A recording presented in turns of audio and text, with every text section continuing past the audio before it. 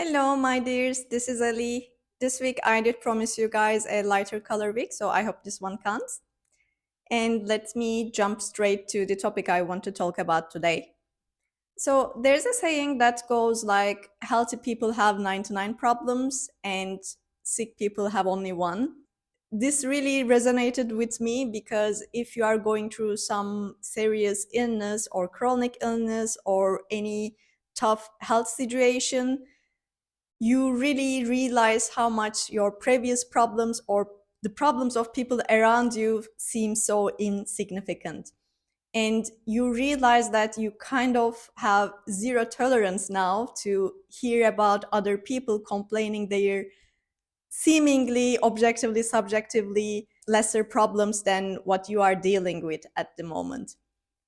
And this was something I also struggled with a lot, especially at the start of my diagnosis and whenever I was going through some tough times. And I get that people were having people, as in like friends, family, acquaintances, colleagues, complaining about stuff like it really mattered to them. But compared to what I was dealing with, it was like I felt the urge to kind of shake them, slap them, and make them somehow see how insignificant and actually like easy to deal with their problems are. Let's say it's not the right way, or it's not the only part of the puzzle, so to say, because once you grow up a bit, then you realize it doesn't really work like that, the human mind.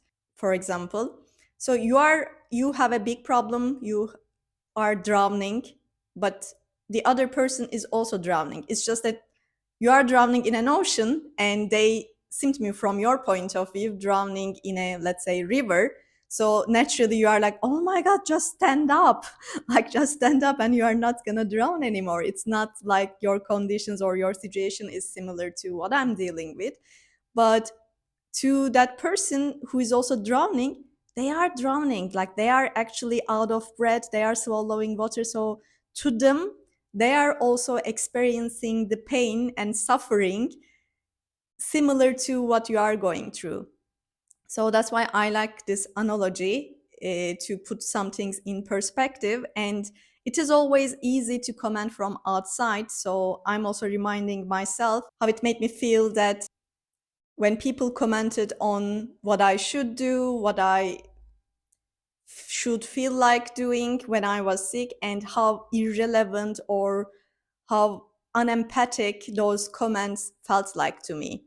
So that's why whenever I'm catching myself kind of judging others for complaining about the problems they have, I'm reminding myself that in their own world, in their own self, they are actually suffering from with their perspective. And anything that I say to them about how insignificant I see their problems is not right. It's not up to me how that should feel like. And it's also like, why should I try to diminish their pain, their suffering? It is real to them. And it's not really beneficial to anyone just to say that. Of course, there are other ways to approach this, but again, I think the first step should kind of always be acknowledging what the other person is going through. Their pain is real to them, their suffering is real to them. So first step is always and always accept the situation, accept the emotions, and then you can try to get somewhere from there. And another indirect consequences of this kind of comparison of your suffering or your problems to other is it kind of pushes you through that self-pity situation where you are feeling sorry for yourself, which I think, by the way, has a bad reputation. Self-pity isn't inherently bad itself. For me, it is how long you stay there is the problem, because self-pity is again part of the emotions that you are feeling at that moment. And any emotion, no matter how negative you label them, has a purpose. So self-pity is probably telling you, hey, you are really going through a tough time, things are hard, and you wish it didn't. So you have to kind of sit in there and acknowledge that, hey, things are not really going well at this moment. And it is very important for you to accept the situation.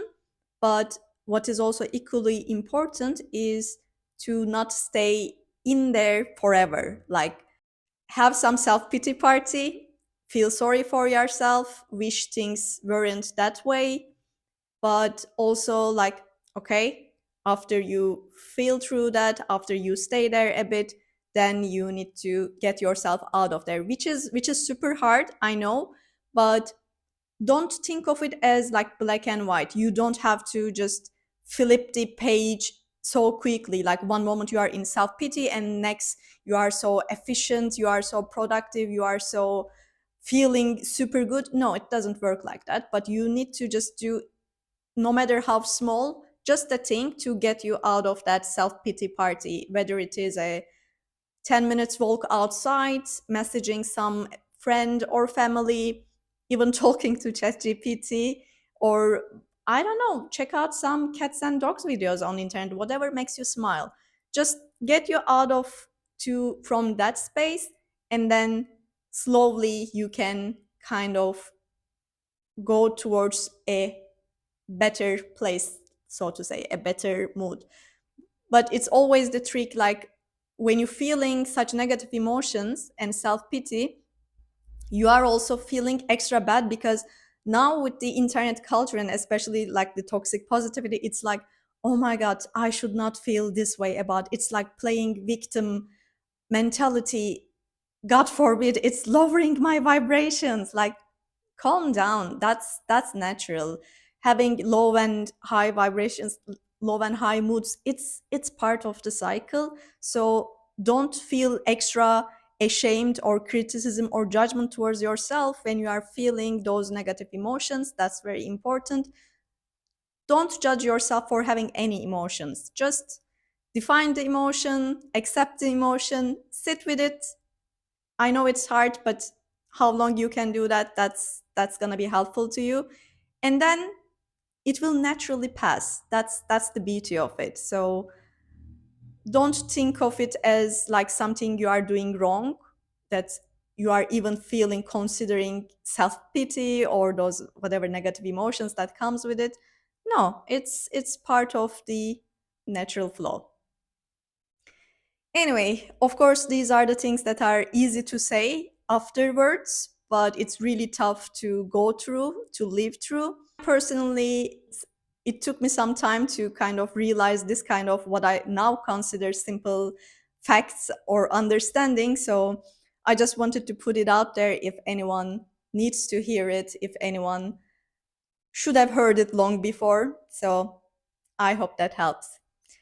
This was it from me this week. So take care, and I hope you like and subscribe if you haven't already. Bye.